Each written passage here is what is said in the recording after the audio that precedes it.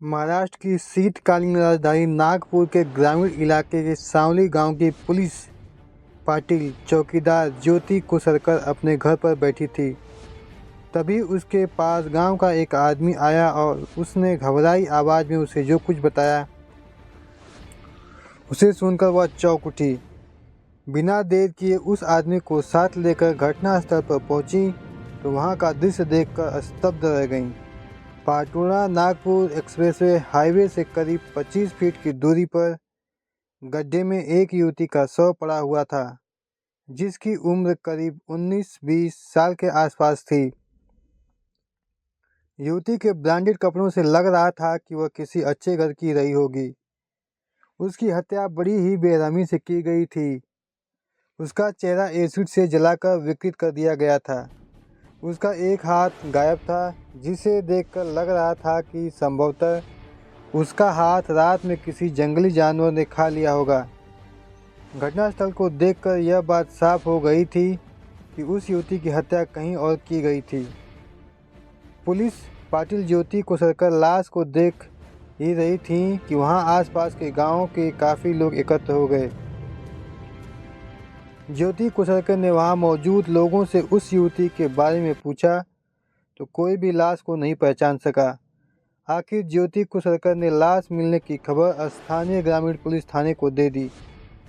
सूचना मिलने पर ग्रामीण पुलिस थाने के inspector Suresh Maddami, ASI Anil Darekar, constable Raju Khetkar, Ravindra Chapat आदि को साथ लेकर तत्काल घटनास्थल पर पहुंच गए।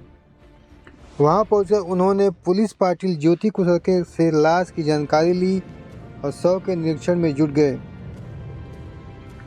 उन्होंने यह सूचना अपने उच्चाधिकारियों को भी दे दी। वह युवती कौन और कहां की रहने वाली थी, यह बात वहां मौजूद लोगों से पता नहीं लग सकी। टीआई सुरेश मद्दामी मौका मुआयना कर रही थीं कि एसपी देहात राकेश ओला, डीएसपी मोनिका राउत, एसीपी संजय जंगोर्दर भी मौका वारदात पर आ गए। फॉरेंसिक टीम भी आ गई थी। कुछ देर बाद क्राइम ब्रांच की टीम भी वहां पहुंच गई। जांच टीमों ने मौके से सबूत जुटाए। वरिष्ठ अधिकारियों के जाने के बाद टीआई सुरेश मद्दामी और क्राइम ब्रांच के इंस्पेक्टर अनिल जिट्टावार इस नतीजे पर पहुंचे कि हत्यारे ने अपनी और उस युवती की शिनाख्त छिपाने की पूरी कोशिश की होगी। जिस तरह उस युवती की हत्या हुई थी उसमें प्यार का एंगल नजर आ रहा था। हत्यारा युवती से काफ़ी नाराज था। शव देखकर यह बात साफ हो गई थी कि युवती शहर की रहने वाली थी। मौके की जरूरी कार्रवाई निपटाने के बाद पुलिस ने युवती की लाश पोस्टमार्टम के लिए जिला अस्पताल भेज दी। इसके साथ ही थाना पुलिस और क्राइम ब्रांच इस केस की जांच में जुट गई।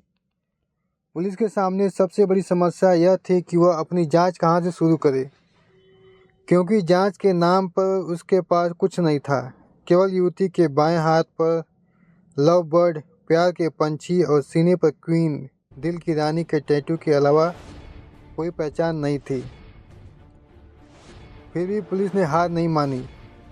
पुलिस ने मृतक युवती की शिनाख्त के लिए जब सोशल मीडिया का सहारा लिया तो बहुत जल्द सफलता मिल गई।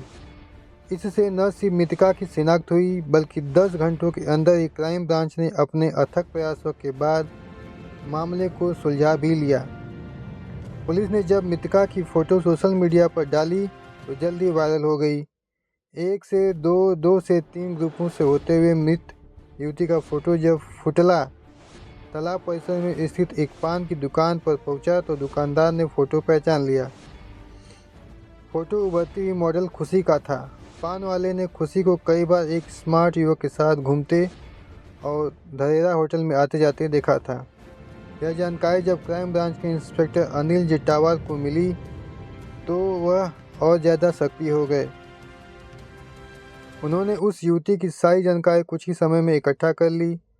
उन्होंने खुशी के इंस्टाग्राम को खंगाला तो ठीक वैसा ही टैटू खुशी के हाथ और सीने पर मिला जैसा कि मृत युवती के शरीर पर था। इससे यह साबित हो गया कि वह शव खुशी का ही था।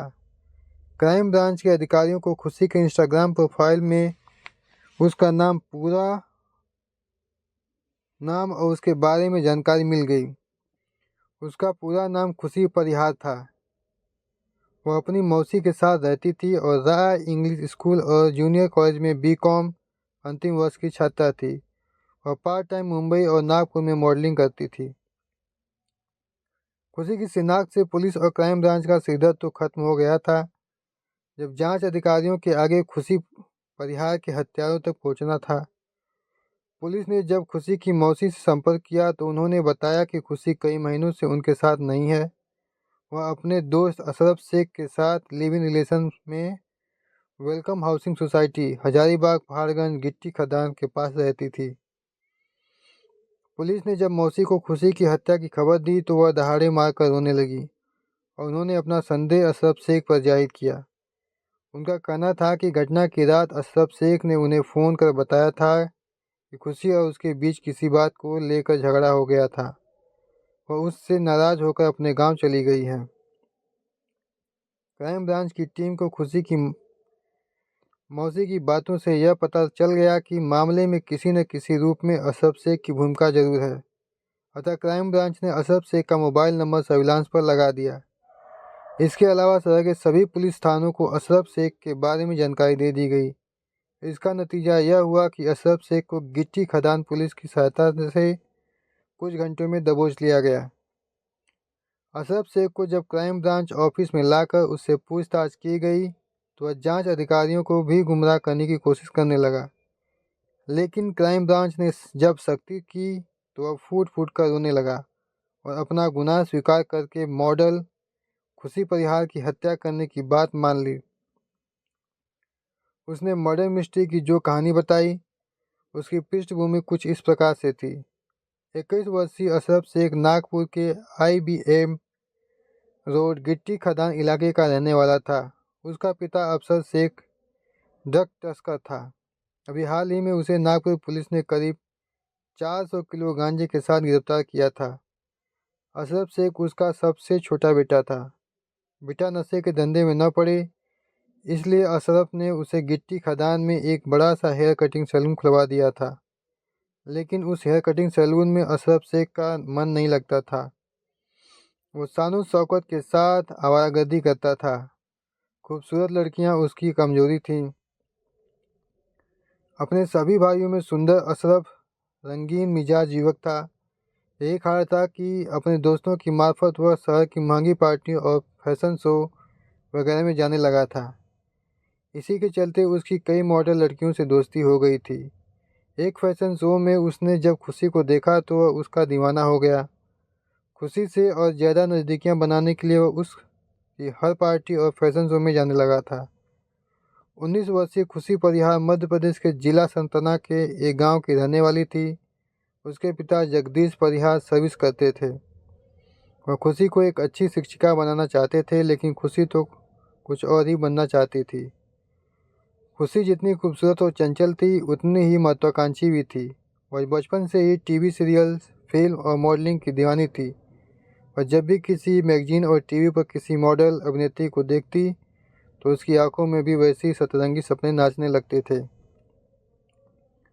पढ़ाई लिखाई में तेज होने के कारण परिवार खुशी को प्यार करता था, लेकिन उसके अरमानों को देख सुनकर घर वाले डर जाते थे, क्योंकि उनमें बेटी को वहां तक पहुंचाने की ताकत नहीं थी। यह बड़े शहर में रहकर ही संभव हो सकता था।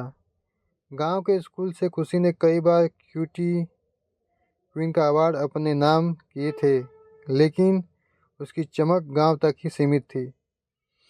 खुशी बचपन से ही अपनी मौसी के काफ़ी करीब थी। उसकी मौसी नागपुर में रहती थी।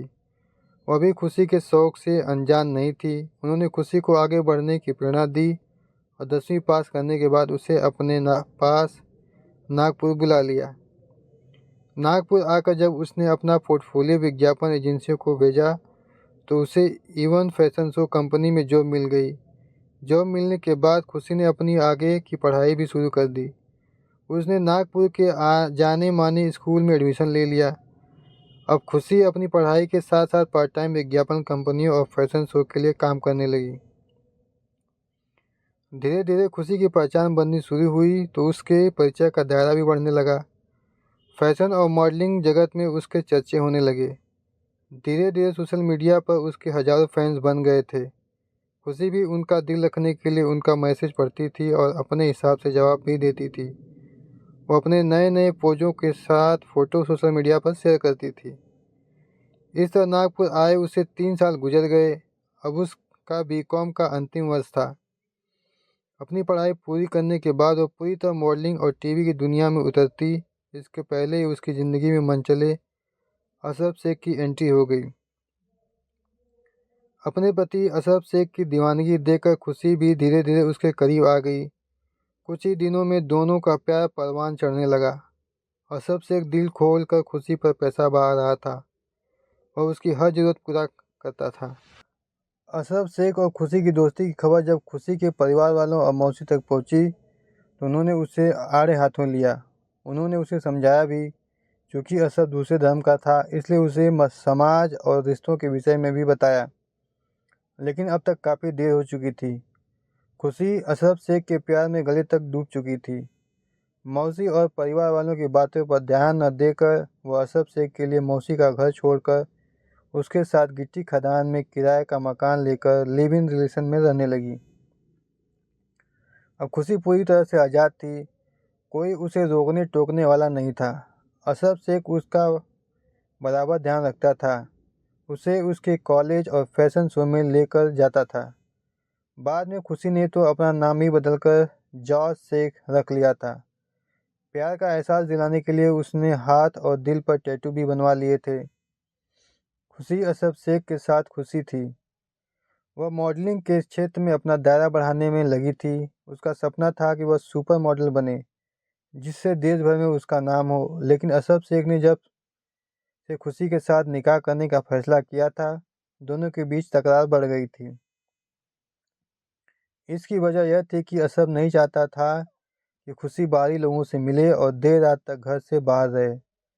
वह अब खुशी के हर फैसले में अपनी टांग अड़ाने लगा था। वह चाहता था कि खुशी अब मॉडलिंग वगैरह का चक्कर छोड़े और सारा दिन उसके साथ रहे और मौज मस्ती करे। लेकिन खुशी को यह सब मंजूर नहीं था। उसका कहना था कि उसने जो सपना बचपन में से देखा है उसे हर हाल में पूरा करना है। मॉडलिंग की दुनिया में वह अपने आप को आकाश में देखना चाहती थी जो अशरफ को गवारा नहीं था। इसी सब को लेकर अब खुशी और अशरफ के बीच दूरियां बढ़ने लगी थीं। दोनों में अक्सर तकरार और छोटे मोटे झगड़े भी होने लगे थे। अशरफ को यकीन हो गया था कि खुशी अपने इरादों से पीछे हटने वाली नहीं है। अब तक वह खुशी पर बहुत रुपए खर्च कर चुका था और खुशी उसका एहसान मानने को तैयार नहीं थी। खुशी का मानना था कि प्यार में पैसों का कोई मूल्य नहीं होता। यह बात अशरफ को चुभ गई थी। उसने अपने 5 महीने के प्यार और दोस्ती को ताक पर रख दिया और घटना के 2 दिन पहले 12 जुलाई 2019 को अपनी कार नंबर MH03AM4769 से खुशी को लेकर एक लंबी ड्राइव पर निकला। दोनों नागपुर शहर से काफ़ी दूर ग्रामीण इलाके में आ गए थे।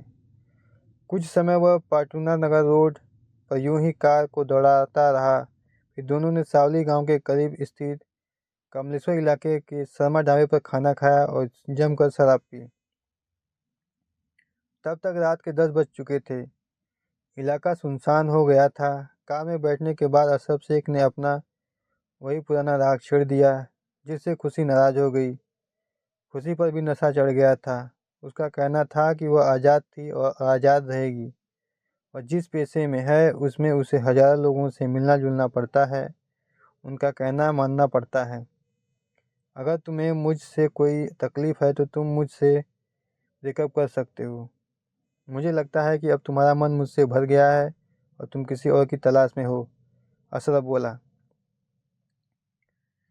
यह तुम्हारा सिरदर्द है, मेरा नहीं। मैं जैसे पहले थी अब भी वैसी ही रहूँगी।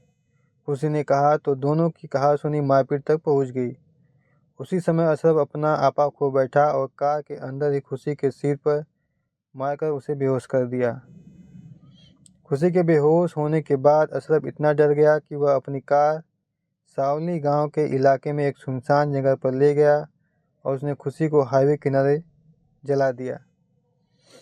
इसके बाद अपनी और खुशी की पहचान छिपाने के लिए उसने कार के अंदर से टायर बदलने का जैक निकालकर उसका चेहरा विकृत किया और उसके ऊपर बैटरी का एसिड डाल दिया। खुशी का शव ठिकाने लगाने के बाद उसने खुशी का मोबाइल अपने पास रख लिया, जिसे क्राइम टीम ने बरामद कर लिया था। इसके बाद वह आराम से अपने घर चला गया और खुशी की मौसी को फ़ोन पर बताया कि उसका और खुशी का झगड़ा हो गया है, वह अपने गांव चली गई है। उसका मानना था कि 2-4 दिनों में खुशी के शव को जानवर खा जाएंगे और मामला दफ़ा दफ़ा हो जाएगा, लेकिन यह उसकी भूल थी। वह क्राइम ब्रांच के इंस्पेक्टर अनिल जिट्टावर के हत्थे चढ़ गया। क्राइम ब्रांच के अधिकारियों ने अशरफ से विस्तृत पूछताछ के बाद उसे केलवा ग्रामीण पुलिस थाने के इंस्पेक्टर सुरेश मट्टामी को सौंप दिया। तो दोस्तों, सतर्क रहें, सचेत रहें और अपने बच्चों को ऐसे प्यार में फंसने